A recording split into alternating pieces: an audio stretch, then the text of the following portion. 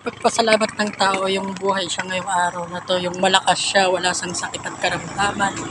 Yung ano siya, yung okay siya, wala siyang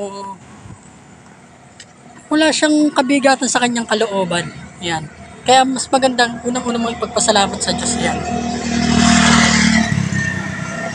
At pagpasalamat dun, mga bagay na to, yung nakikita mo ngayon sa paligid mo, pasalamat mo sa Diyos. Kasi bakit? Ito ang unang-unang mga blessing ng Diyos. Yung buhay ka at malakas ka. Yan.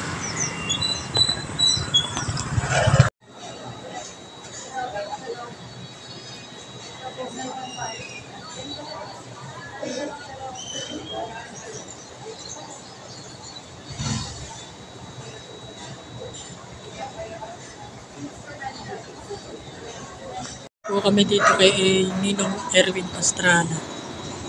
Dito po sa Nyog-Nyogan. Yan po.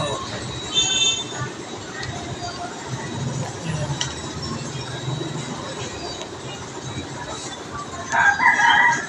Medyo matagal din naman kami nag-aantay. Mag-iisang oras na. Pero okay lang. Nanghinga ng mensahe. Pag nakita natin ito, ating laging susuportahan. Yes! So, malinaw po sa mga BLS naman na tayo ay tinulungan at inasistihan, meron din pong alay sa inyo, ang Ninong Erwin Pastrana. Kadamay din po kayo dyan. So, maraming salamat po sa inyong paghihintay.